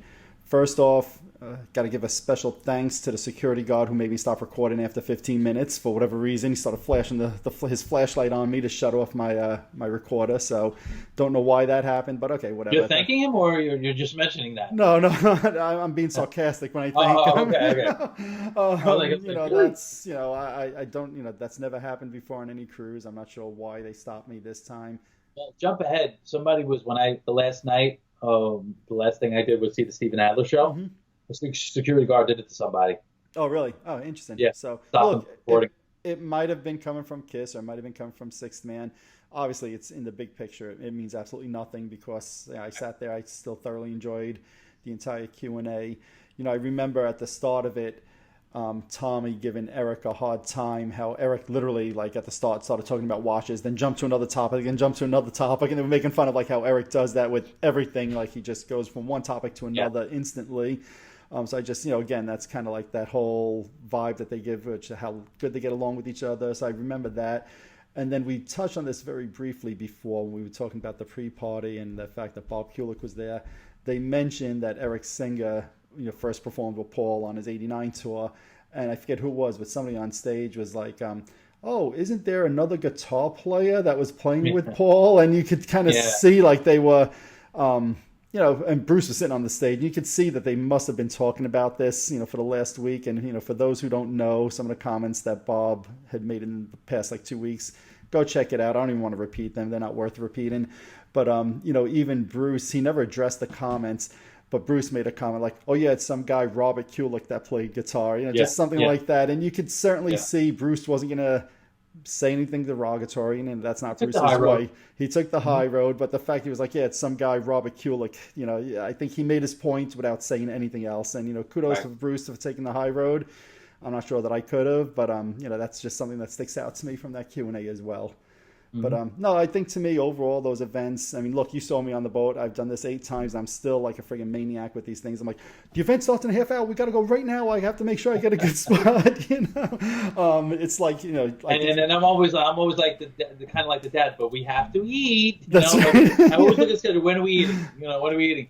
And you're looking at me like, are you serious? I'm like, yeah, you don't want me to be cranky. Trust me. But we managed to make it all kind of work. It was great. No, and I'm so glad you brought that up, because that's my mindset when I'm on the cruise is I'm just going to go from one event to another to another to another. I'll eat whenever I'm certainly big enough. I don't have to worry about missing a meal. And you're like, but when are we going to eat lunch? I don't, and I'm like, who cares? We'll figure it out. And you're like, yeah. But I'm going to be hungry. And I'm like, but we'll figure it out. And like you said, we always did figure it out. But, that's just the way I do these cruises. I'm like, bang, one after the other after the other. I'm like, I could go see Warrant for the 3rd time. You're like, but you've seen them twice already. How about a little bit of nutrients, But I definitely get my money's worth. That's for damn sure. So, what did you think of the other bands that were on the boat? Well, I didn't see all of them. I think you probably saw more than I did. I did see, we both saw Warrant. Mm-hmm. I saw Steven Adler twice. Yep, I saw him once. Not even once. I saw him partial time. Yep. And it was funny because, kind of like revealing now to you, I didn't reveal it to you yesterday. Yeah. I had said, it was the last show, whatever, last couple of shows of the cruise. I was just going to go back to the room and just power down. And, But as I walked away, I said, you know what? There's 2 reasons why I did that. I wanted to go see Steven Adler in that Stardust Theater. Stardust? Is that what it's called? Stardust. Yeah, okay. And I also thought, you went with your daughter. I wanted you guys to have kind of like that last, kind of experience. I know you guys were going to hop around. Uh-huh. I know you were a little bit concerned. Maybe you were, I don't know, because, you've gone with your family. So I just felt in my mind, let me just have you and her for the last night and, before we power down for the night, to have that experience with her rather than me being like the third wheel. No. So I kind of did that as a as a gesture to you guys. Well, You know, I didn't know that. I never felt like you were the third wheel, but for everybody watching, that's why he's my friend for 40 years. yeah. So Yeah. that was a Yeah. kind gesture on your part. Not that you needed to do that, but No, but I felt it was, a good thing to do. But that being said, um, I was curious to hear what Warrant was going to sound like without Janie Lean. We got to see Warrant before they were huge. They opened up for Ace at Lemore's in Brooklyn. Yep. I said Ace. Paul, I'm sorry. I said Ace. I think I said Ace. No, it was Paul in They opened '89. for Paul, yeah, in '89 when he did his solo tour. And we immediately loved the band from that first album. And I thought the singer was good. I just felt there was something missing. I don't know. He sang the songs well enough, and it's a hard thing to step in somebody's shoes like that. I mean, Janie Absolutely. wrote the songs, sang the songs, performed the songs. Yep. In a lot of ways, those were his songs. But I almost felt like I wasn't ultimately 100% convinced by his performance. Okay. There was something, I don't know, that was a little missing. Now, that being said, I would never go see them. I enjoyed hearing those songs. I think every time they play, we miss the first two songs. It's amazing. One of them being with Down Boys, which was a song I really used to like and still do. And then, also seeing Steven Adler. We got a little taste of them outside, and the sound is really weird, so that's why I wanted to go to the Stardust Theater. Yep. And it was like a totally different experience. Yep. This singer I think he's from Argentina, that he's got. He's a young kid, I want to say. Yep. And you could hear when he talks in between songs, he's got like that kind of broken English, and you could hear his accent a little bit when he sings, but some of the things he was pulling off, and I know you didn't get to see it, and then hearing like, of course, Sweet Child of Mine, Paradise City, Welcome to Jungle. I was really curious to hear what the band sound like, but I thought they sounded great, and it was, watching Steven Adler. I mean, the guy is smiling, just like in the, I just love his technique. I love his style. He kind of sits back on the beat, and his classic move is the flam blop blop. That's what's called the flam is for the drum speak, and he played the songs to the T. Yep. So it was great to see that and hear those songs. Yeah. Speaking of Steven Adler, so we ran into him one night in the buffet also. Oh yeah. Right? Yeah. So it was kind of funny because we were sitting at a table, he was sitting at another table, and obviously we just let him hang with whoever. I think he was with his band members, and we weren't going to approach him and interrupt his meal, but it just so happened that I guess we got up and he got up at the same time to leave the buffet, and he was already taking a few pictures with a couple of other fans. So he kind of made eye contact with us, and he kind of almost like waved us over, like, hey, if you guys want to take a picture, and come on over. So of course, we did. And do you want to talk a little bit about that? Well, I'll show the picture. There you go. Good job. Yeah. So there's you the in picture. The background right there. Yeah. Just like the way Yeah. So he went. So originally my daughter was going to take the picture for us, and then somebody else was like, no, you get in. And Steven Adler went and grabbed. No, he was like that. He's like, no. Right, he was right, like, that's right. It's all in there. Right. Yeah. He's like, everybody gets in the picture. Yeah, well, exactly. Then you forgot to mention. Okay, so then we. Right. So he grabbed her in, and then now I'm like, all right, got to stick my head up in the air to try to just get into the picture. And then when the picture was done, you go ahead, you pick up the story from here. So I think the picture's done. He gives us all a kiss on the cheek. Just thinking like, what just happened? Yeah, just smiling, And it looked like, if we wanted him to stick around for another time, he would have done it, Yeah, absolutely. And a couple of people had posted on my post, like, I met him. He's like the sweetest guy. He's the nicest guy. And, I hope he gets the chance one day to play with Guns again because, obviously I think you had touched upon it. They did You Could Be Mine. Yep. I think he on the show like, listen, I could play the Gun stuff that I played on. I could play the stuff that Matt Sorum played on. And he played it, man, and it sounded great. Absolutely. So, and there's something knowing that this is the guy played on those records. Again, as a drummer, to me, the music all starts with the beat and the drums. Yep. That have that feel of his, and absolutely. The cymbals. It's just, so I really enjoyed it. Yeah. No, so, it's funny because when I was kind of just putting the set list together, and I put a list together today of all the events and everything we did on the boat just to make sure that I wouldn't forget something because it's so much. I'm going through the different KISS shows that we spoke about, the events that we spoke about, And then I'm looking at the list of bands that were there also, and I'm like, it's no wonder why I'm freaking exhausted today. Between all that stuff. I mean, some of the bands I just wrote them down. The Darkness, I caught them twice. Warrant, I caught them twice. Steven Adler, the Dead Deads, Simply Queen, Lilac. I mean, those are the bands that I caught. But then there's another 7 or 8 bands that I didn't get to catch, not for any other reason, but there's just not enough hours in the day on this. I mean, if you're not on the cruise before, you can't just imagine. You walk through the ship and there's, band playing over here. There's another band playing down the hallway over there. There's a band playing up on the pool deck. I mean, there's something going on at all times. I mean, there were days we were getting up, and one day we were off the boat at 7 a.m. and we went till 12, 1 o'clock in the morning. And we were exhausted. And I know some people go even later than that. I'm probably an amateur that way, that I'm going to bed at 12. There's people that are up till 2, 3, 4 o'clock. We didn't get to do KISS karaoke. We spoke every day about going over there. And, I was going to sing Escape from the Island for everybody. Bam, bam, bam, bam, bam, bam, bam. I was going to love the KISS, so, Right. So, but, you and Courtney, my daughter, were willing to maybe do something.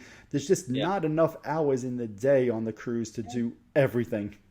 And you need your downtime. For me, personally, I feel like with sound, at least, and I think a lot of it's because I play with earplugs. When that sound pressure becomes too much in my head, I need to kind of like just come down a little bit and then come back.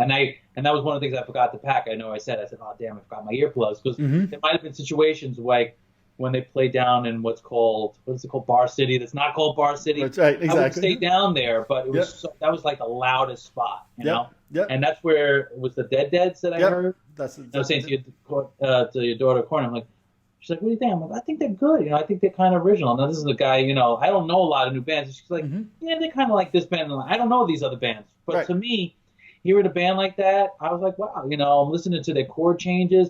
I'm listening to like their approach. There was some odd timings in there. I'm like, this is cool. Like, this would bring me to go buy, and I'm a big vinyl guy, buy their record, and check it out. Yep, absolutely. So that's like the bonus part of the cruise, because you're not going there necessarily to see the Dead Deads. Yeah, maybe now next year you're a KISS fan, but you're also a big Queensryche fan, and and some people might be a bigger Queensryche fan than KISS fan, and they're going to go on the cruise because they know they're going to see Queensryche maybe 2 or 3 times. Yep, and they're going to get a cruise. So, and I also like KISS. So that's the wonderful thing about these cruises that, like you said, there's not any given time where it's like silence on the boat. There's always kind of something going on. Absolutely.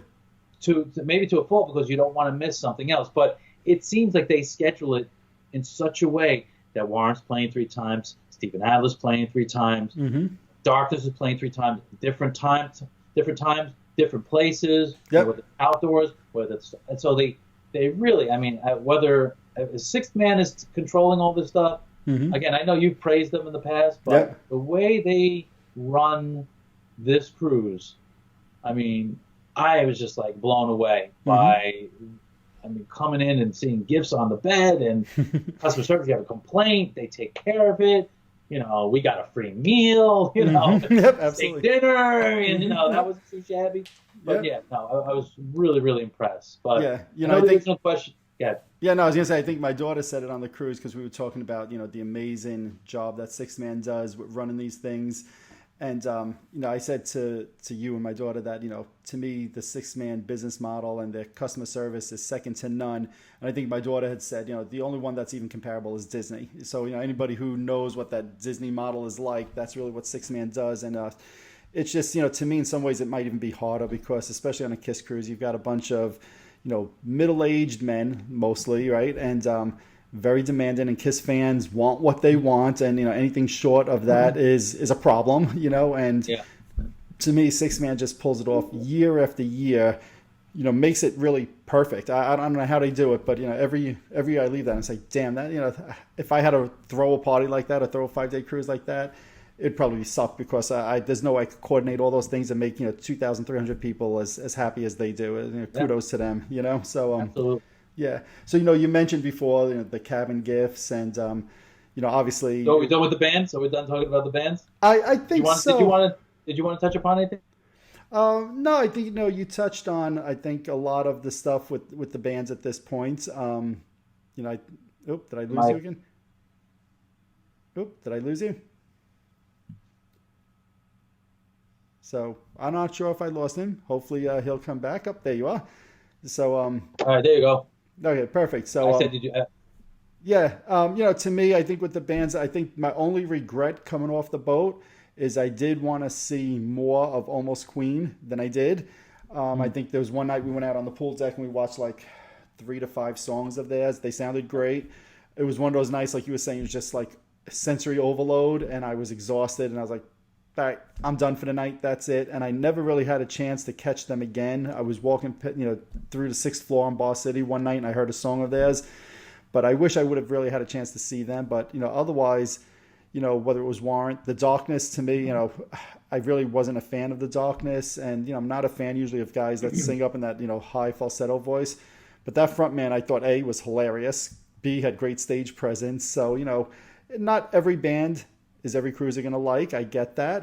But to me, there's something there for everybody. And, like I said, this is the next day after the cruise. I'm exhausted from running around from one thing to the other, from an event to a KISS show, to a Bruce show, to going to see The Darkness. Then let's, go to something else. It's just like, it's nonstop for 5 days. To me, nonstop fun, but nonstop exhaustion also. Yeah. Yeah. Yeah. No. Yep. So, no, I was going to say, so, it wouldn't be a KISS event without merch, right? So, Absolutely. Yeah. So, I think that, we both went to the merch store, picked up a few different things. I think you picked up a few different things than I did. What did you think of the merch on the store? Obviously, you're wearing the shirt right now. What did you wear the shirt? Yeah. Yeah, there it is. Yeah, and I like the shirt from this year. Yeah, I like the shirt from this year. Because when they were showing the shirts online, I don't think I saw the shirt. I said, I want to see a shirt with the band. And also what's cool about this, if I turn around, if you can see, it's got the list of the names of the bands that were on the cruise too, which is kind of cool. Yep. So I think what you asked me what I thought about the merchandise. Did we go the second night or the third? Do you remember? I think it was the second night, if I remember right. Second night. Yeah. Yeah. So, I knew I was going to see T-shirts and some things in there that you typically see. I knew there'd probably be stuff that Eric would sell, and that Tommy would sell, pictures and whatever. But, just to show a couple of things that I personally picked up, and you were kind enough to relinquish this to me. This is an Eric Singer drum head. I get this straight. Yep. No, that's good. So that looks good. That's cool. Yep. And you know what? Quite honestly, $30 for this. Yep. And it's a beautiful piece. I'll probably put it up in my studio here. Yep. If I can just pause you for a moment. So the reason you said I was kind enough to relinquish it from you, that was actually the last one available on the boat. And I think they said there was something like 100 or 120 only that were made. So I was actually shocked there was still a couple left on the second day there. But, I'm glad as a drummer that you got the last one there. Because like you said, I know you'll hang it up in your studio there.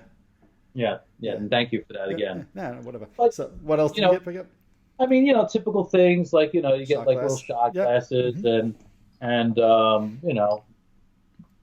bottle openers. And of course, again, being a drummer, you get the Eric Singer, I guess they do the cruise drumsticks, which I know you have a bunch of those. Yeah. I think that's all the stuff I have here. Yeah. So I'm trying to think. I picked up the drumsticks also. No reason for me to show the same sticks you have. I actually picked up, I don't know if you could see it, a Steven Adler drumstick, which I thought was kind of cool. So he signed it and put GNR on it. So I was like, you know what? I think it was $25. I was like, for $25, whatever. That looks nice. The only other thing I picked up this year myself was a signed Tommy Thayer photo with some of the guitar picks from the cruise. Was that $30? Yeah, it was $30 for a signed photo and 3 guitar picks. To me, the guitar picks are worth $10 roughly each if you buy them online. So I got a free signed photo. So to me, that was cool. I do like the shirt that you bought. I kind of wish I picked that one up. I'm surprised you didn't. Well, I'm wearing KISS Kruise IX right now, that shirt. I've got so many of the cruise shirts that when I was there, I was in the mindset of, I got enough cruise shirts, I don't need another. But kind of seeing it again, and now that I'm off the boat, I'm like, that's a nice looking shirt. I probably should have picked it up, but all right, whatever. No biggie. I think this is something that maybe one of your connections at Sixth Man maybe will be able to help you with. Maybe they have some left over from the cruise. Yeah, who knows? Reach out to Victoria. Yeah, that's not a bad idea. But then, we also got some cruise cabin gifts, which, I'm used to that. I haven't been on the 7 cruises before this, but I purposely tried not to tell you about that for the last year or two, as I knew you were contemplating going. Because to me, it's kind of a cool surprise. You walk into your cabin on a nightly basis, like, oh, look at that. There's something on the bed there for me. So, I think like after the second night, you're like, oh, I didn't realize that this was something that was going to happen. Yeah, the first night after it happened, I thought like, oh, they made up for a mistake or something that happened. So they were like, oh, we'll throw them a little gift to make everyone happy. Mm-hmm. But yeah, the second night I saw something else. And I was like, whoa. And then they're like, yeah, this happens pretty much every night. Right. So it was kind of cool. You're kind of walking into the room, you're going on, and then you wait to see what's on there. And I mean, one of the pieces, hopefully you have it with you that they gave out, and you could tell the backstory to that. Yeah. I know you know what I'm talking about. Which one are you talking about? The poster? With the chips. The chips. Okay, yeah. All right. So let me show that. So every year on the cruise, they give all the cruises a signed item, and historically on the cruise, getting a KISS Kruise casino chip has been impossible. Okay, the casino chips sell out within an hour of them leaving the dock in Miami. I have tried the first 7 years I was on the cruise. I was 0 for 7.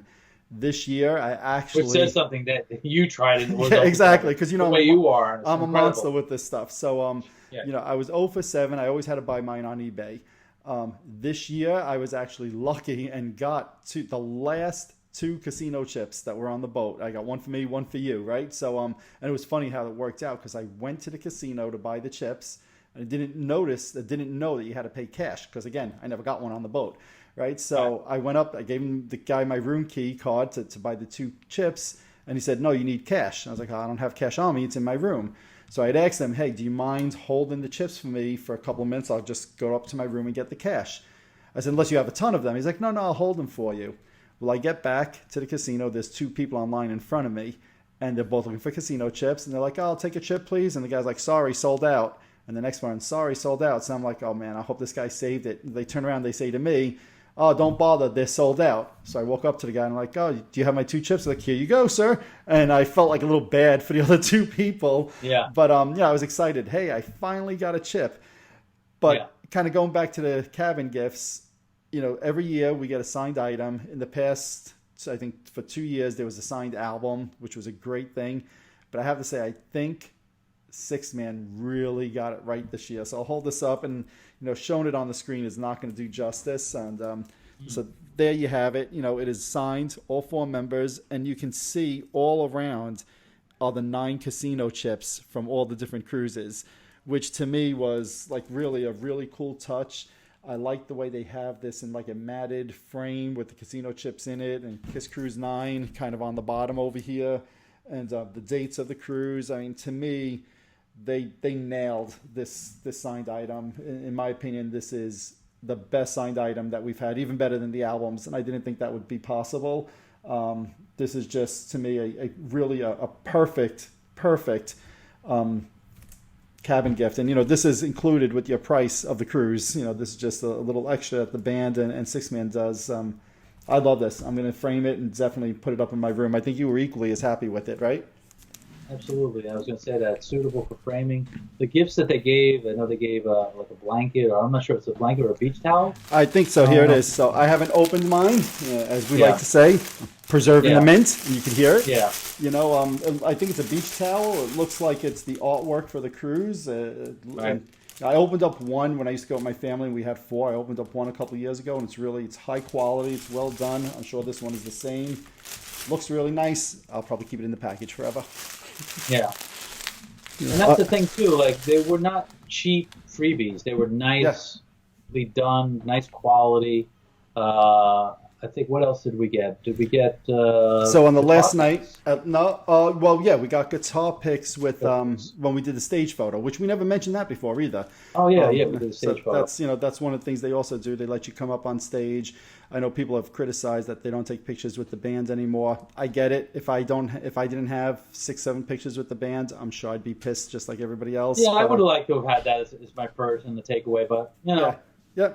Yeah, and I heard rumors. I don't know how true this is that they may bring back the picture next year. I don't believe it. So if you're watching this, please don't take that as gospel. Hopefully they do. But no, on the last night we also got these dog tags that they usually like to give on an annual basis. So it's a nice little thing. I'll keep this with my dog tag collection, I guess. Yeah. And then also if you book during the pre-party, during the pre-sale or something, you got a poster, 11 by 17 poster. And this is what you were kind of, I thought, making reference to before. So everybody that booked before, I think it was February 18th, was supposed to get one of these posters. So in our cabin, we went, me, you, and my daughter. So 3 of us, and we get in the cabin this night, and there's only 2 posters there. So you were there. You saw my reaction. I wasn't worried from the point of view of I knew Sixth Man would make it right. Whether it was on the boat, off the boat afterwards, I wasn't concerned. I told you take one. I told my daughter, you take one, and I'll figure it out with Sixth Man. I went downstairs, just spoke to Sixth Man to let them know that, hey, I only received 2 posters. I should have received 3. It seems like apparently there was a couple of people who had this similar type problem. Long story short, the Sixth Man employee, Jennifer, I think her name was, just asked if she could take a copy of my room key, and she did. And lo and behold, the next day, there was my poster. It was sitting in my room when we got back. So, again, that's just another perfect example of how Sixth Man gets it right. But even if they couldn't get it to me on the boat, I knew it was just going to be a matter of a few weeks, whatever it would have been. I know at some point I would have got that poster. I honestly didn't expect to get one on the boat. So the fact that I did was, again, kudos to Sixth Man for that. But you mentioned the guitar picks, and I have it. I see you're still proudly wearing your necklace. I'm wondering if you took it off since you came home. I've got. This part is actually waterproof. Oh, okay, yeah. So I have inside there. You might be able to see. Where is it? Over a little bit. There. So there, you can see some of the guitar picks. Those come from Sixth Man. When you took the stage photo, they gave you 4 different guitar picks. So it's a nice little thing. You get a little lanyard here saying, in my case, I'm a combat officer because that was my 8th cruise. You're a sailor. Yeah, exactly. Yeah. So to me, these are nice little touches. I like the room key is, there you can see, it's like a KISS room key. So it kind of, it's a nice job they do with those. So it's all these little touches to me that make it such a fun experience. And, we touched on all the different things on this cruise, and I'll say one more thing, and I'll say, wait, sorry. How could I forget? We also have the KISS cups, right? So I got 2 each day. Every day they have a different cup, and you can see each one is in the band member's color, and there's a Tommy one over there, and then the Gene one. So I thought the cups this year were very nice. Some years they've been a little bit hit and miss, but I thought they did a good job with these cups, so I bought 2 sets, and I'll kind of just close my thoughts and comments on when I went on KISS Kruise 2. I was going to go by myself. My wife said, maybe we'll make it a family trip. And then my wife came and my kids came. And it was going to be a one-time thing. And I've had so much fun on them that, I'm now an 8-time cruiser. Been on 2 other 6-man cruises with my daughter for her favorite band. So I've been on 10 6-man cruises. And to me, they've helped make memories of a lifetime. Each cruise is, just as good or better than the next. Some years the set list is better than others, but the whole experience is, to me, second to none. And if you would have told me in the 80s or even the 90s, growing up and listening to this band, that I'd be doing, listening to Paul Stanley reading a bedtime story to kids, I would have laughed you out of the room. Just you kind of having these experiences is just, I know people online sometimes like to make comments, and I understand it. It's maybe not for everybody, and they have these preconceived notions of what a rock band should and shouldn't be, and I get that. For me, I go on these every year, and it's just, I'll look back 20 years from now and say, damn, those are some of the best vacations I ever took, so I have, nothing but praise for the whole event. Saying that, I think, I'm kind of on the fence. Do I go again next year? Do I not go again next year? Rumors are it's going to be the last cruise. I'm sure if it ends up being the last one, I will make my way onto that ship. But to me, it was an amazing 5 days. I think you, as the first time for you, I think you left thinking, this is pretty much everything I expected it to be. Absolutely, and more. I definitely knew I was going to have a great time, but when you experience it firsthand, and it starts sinking in what's going down. It really kind of touches you deep at your core, right. Especially being such a huge fan. And and it just as I am with life now, every experience I have, it's positive. I take stock of it and make sure I make it count. As we get older, I feel like you got to do the things that make you happy. And if Absolutely. they cost a couple extra bucks, you know what? If you could afford to do it, that's great. I understand some people say, "Oh, it's so expensive," But if you can afford to do it, I would highly recommend. For those KISS fans who maybe have been on the fence for all these years, if this indeed is going to be the last KISS cruise, get online or try to sign up to be. I guess you could do like a pre-sale thing. I don't know. I know if you go to KISS Cruise online, you can join the list or whatever, and they'll email you the information. I guess after they got the people like you and I, and me now that I'm a first-time cruise, I get a pre-sale opportunity. Yep. Absolutely. But you should really, try to do it because, you know what? To your point, I thought about this too because even like the interior rooms are kind of depressing. But if you're hardly in that room, all you're going to do is go in there and sleep at night after you're exhausted. Get the cheapest room. Yep, Get the cheapest room, especially if you're going to maybe go by yourself or maybe with two people. You know what? You're not going to stay in the room. Yep, absolutely. You're going to sleep in the room. The only time you go to a room, like we did a couple of times, you told me in previous cruises you didn't do it. We sat out on the balcony and you just enjoy. And I was glad you got that opportunity because I felt like I was somewhat responsible for that. Because again, trying to be the dad of the trip, I'm like, all right, let's go into the deck. And even like your daughter, she enjoyed it too. And we sat out there and we talked. And we won't get into the shuffleboard game, but but yeah. So if you're maybe on the fence because of cost, see what the lowest cost option is because I'm telling you, don't worry about what the room's going to be. Yep. Your experience outside the room and even inside the room to the point, because you're still going to get your gifts and all that stuff, is going to be the same. Yep. So what? You have to walk through the Absolutely. I'll just add one other comment to this. I guess I was worried leading up to the cruise, having been on 7 of these and, being friends for so long, that I might have hyped this up to you to a point where you could only have been disappointed, right? Because, to me, every year I'm like, it's a great experience, it's great this, great that, you're going to love the sound, you're going to love this. So I felt like I could only set you up for disappointment having hyped it for 7-8 years. So the fact that you come off that ship saying that it exceeded your expectations, that just reinforces to me that the band, 6-man, they're doing something right because I don't know if anybody could have hyped something more than I have for 7-8 years to you, And I told you the night before, that was my worry. Like, damn, I hope I'm not setting you up for like, really? This is all the cruise is? Really? I was talking to one of my friends today and I was saying to him, I said, listen, I know you got a wife and kids, but I would try to make it an opportunity to try to do this if you can, whether with them or without them, because, and I'm telling you, it's because he was asking me questions. Well, do they do this? And I'm like, yeah, they do full band perform. I'm like, yeah. And then there's all these other experiences. Like, wow, I didn't realize it was that, detailed of like what you get. Yeah, absolutely. So, absolutely.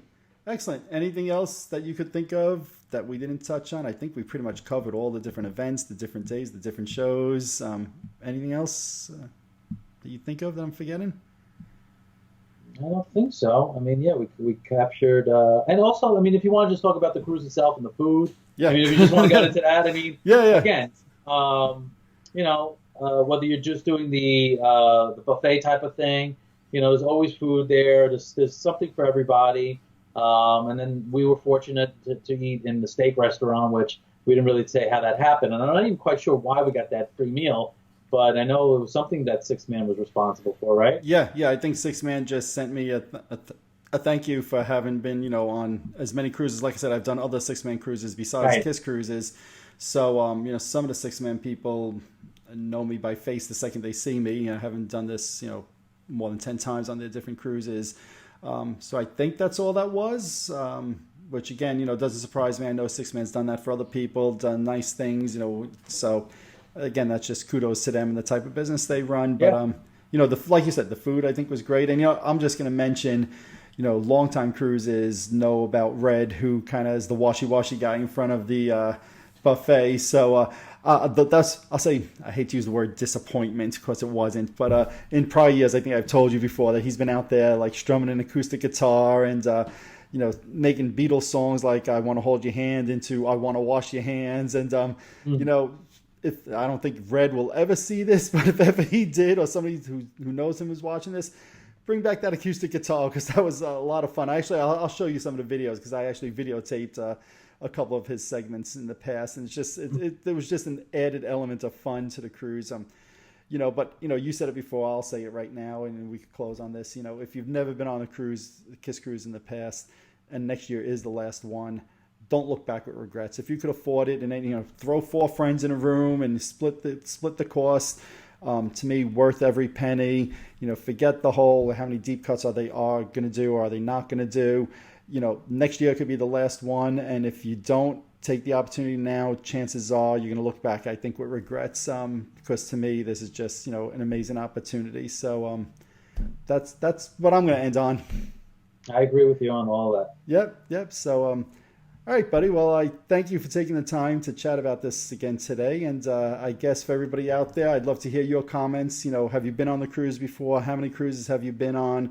What did you like best about the cruise? What performances did you like best? What did you think of the different events? I'd love to hear feedback from everybody. So, feel free to put in your comments. And, once again, I'll just close by thanking everybody who took a time out to say hello to me. Some people wanted to take pictures. To me, that was really cool. I really appreciate everybody kind of, saying hi. And assuming I go again next year, I look forward to seeing everybody again. So, thanks everybody. And Vin, thanks for taking, it's almost 2 hours here to talk about this, but, thank you for taking the time out, and, no problem. All righty. So thanks again, everybody. The Rock and Roll Experience with Mike Brunn. You can find me on Facebook at the Rock and Roll Experience with Mike Brunn. Follow me on Twitter at Mike_Brunn. And until next time, thanks, everybody. Thanks, Vin. No problem. All right. Later, everybody. Thanks for watching my latest episode of the Rock and Roll Experience with Mike Brunn. If you're looking for any KISS Cruise IX videos, go check out my YouTube channel, The Rock and Roll Experience with Mike Brunn, where I've shared various concert clips as well as clips from the various events that took place on the boat. Also, if you love rock and roll, check out my Facebook page, The Rock and Roll Experience with Mike Brunn, where each and every day we talk about all the rock and roll music that you love. And also, follow me on Twitter at Mike_Brunn. Thanks for watching.